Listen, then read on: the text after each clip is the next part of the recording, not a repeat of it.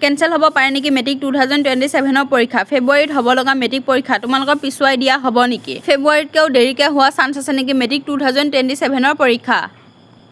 তো তোমালোক সকলোৱে জানা যে ফেব্ৰুৱাৰী মাহতে মেট্ৰিক পৰীক্ষা ষ্টাৰ্ট কৰা হয় তো এইবাৰ বানপানীৰ কাৰণে ফেব্ৰুৱাৰীত নহ'ব নেকি মেট্ৰিক পৰীক্ষা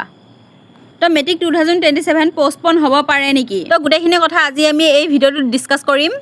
লগতে গভৰ্ণমেণ্টৰ পৰা কি নটিচ দিয়া হৈছে আজি এই ভিডিঅ'টোত একদম ৰিয়েল ইনফৰমেশ্যন দিবলৈ গৈ আছোঁ তো ভিডিঅ'টো স্কিপ নকৰাকৈ তোমালোকে সম্পূৰ্ণ ভিডিঅ'টো চাই থাকিবা লগতে যদিহে আমাৰ এই চেনেলটোলৈ নতুনকৈ আহিছা তেতিয়াহ'লে আমাৰ এই চেনেলটো ছাবস্ক্ৰাইব কৰি থৈ যাবা যাতে এনেকুৱা নিচিনা ইনফৰমেশ্যনবোৰ তোমালোকে আগতীয়াকৈ পাই যোৱা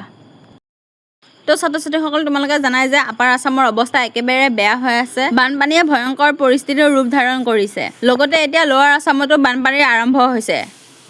তো এইকেইদিন ধৰি লোৱাৰ আছামতো বানপানী হৈ আছে তোমালোকে জানা তো স্কুল কলেজ আদি বহুতো জেগাত বন্ধ হৈ আছে আৰু বহুতো জেগাত খোলা হৈ আছে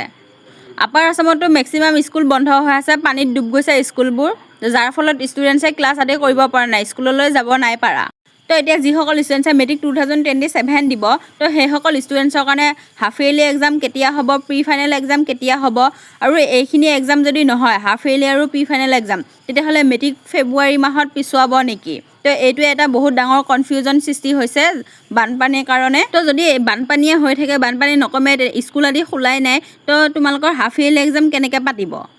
যাৰ ফলত বহুতে ভাবি আছে যে বানপানীৰ কাৰণে মেট্ৰিক পৰীক্ষা কেনচেল হ'ব বুলি বা পোষ্টপন হ'ব বুলি বহুতৰ মাইণ্ডত আহিছে তো ছাত্ৰ ছাত্ৰীসকল তো তেনেকুৱা একো অফিচিয়েল আপডেট অহা নাই এতিয়ালৈকে যে মেট্ৰিক পৰীক্ষা কেনচেল হ'ব বুলি তো তোমালোকে নাভাবিবা যে মেট্ৰিক পৰীক্ষা কেনচেল হ'ব ফেব্ৰুৱাৰীত হোৱা মেট্ৰিক পৰীক্ষাটো এপ্ৰিলত হৈ যাব বুলিকে তেনেকুৱা একো কথা নহয় এতিয়ালৈকে অফিচিয়েল আপডেট অহা নাই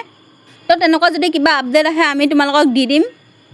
কিন্তু তোমালোকৰ বেছিভাগ চান্স আছে যে তোমালোকৰ হাফ ইয়াৰলি এক্সামটো অকণমান দেৰিকৈ হ'ব পাৰে যিসকল ডিষ্ট্ৰিক্টত তোমালোকৰ বানপানী হৈছে সেইসকল ডিষ্ট্ৰিক্টত বানপানী কাৰণে অকণমান হাফ ইয়াৰলি এক্সামটো লেটকৈ হ'ব পাৰে তো তোমালোকে নাভাবিবা যে মেট্ৰিক দেৰিকৈ হ'ব সেইকাৰণে এতিয়া নপঢ়াকৈ নাথাকিবা তোমালোকে পঢ়ি থাকিবা মেট্ৰিক কিন্তু টাইমতে হোৱা চান্স আছে তো কিবা আপডেট আহিলে আমি কৈ দিম তোমালোকে ছাবস্ক্ৰাইব কৰি ৰাখিবা যাতে কিবা আপডেট দিলে আমি তোমালোকে পাই যোৱা তো এতিয়া আহিছোঁ আমি গভৰ্ণমেণ্টৰ পৰা কিনো কৈছে তো সেইখিনি ডিছকাছ কৰিম তো গভৰ্ণমেণ্টৰ পৰা কোৱা হৈছে যে যি ঠাইত বানপানীয়ে ক্ষতি কৰিছে বানপানীত ক্ষতি কৰা ঠাইখিনিৰ ছাত্ৰ ছাত্ৰীসকলৰ কাৰণে ফ্ৰীতে টেক্সট বুক দিয়া হ'ব আকৌ এবাৰ তো সেইটো দিব তোমালোকক তো তোমালোকে গোটেইখিনি কিতাপ পত্ৰ আকৌ এবাৰ ফ্ৰীতে লাভ কৰিবলৈ পাবা আৰু লগতে তোমালোকে ইউনিফৰ্মৰ পইচাও পাবা তো ইউনিফৰ্মৰ পইচা দিয়া হ'ব ইউনিফৰ্ম আৰু টেক্সট বুক এইখিনি গভৰ্ণমেণ্টৰ পৰা দিয়া হ'ব তোমালোকে নিজে কিনি ল'ব নালাগে তো এতিয়া ইম্পৰ্টেণ্ট কথা হৈছে যে তোমালোকৰ মেট্ৰিক পৰীক্ষা ফেব্ৰুৱাৰীতে হ'ব 100% চিয়'ৰ যে ফেব্ৰুৱাৰীতে হোৱা চান্স আছে তো তোমালোকে ভাবি নাথাকিবা যে ফেব্ৰুৱাৰীত এক্সাম নহয় বুলিকে তো 1%ও চান্স নাই যে ফেব্ৰুৱাৰীত এক্সাম নহয় তো 100% চিয়'ৰ যে তোমালোকৰ ফেব্ৰুৱাৰীতে এক্সাম হ'ব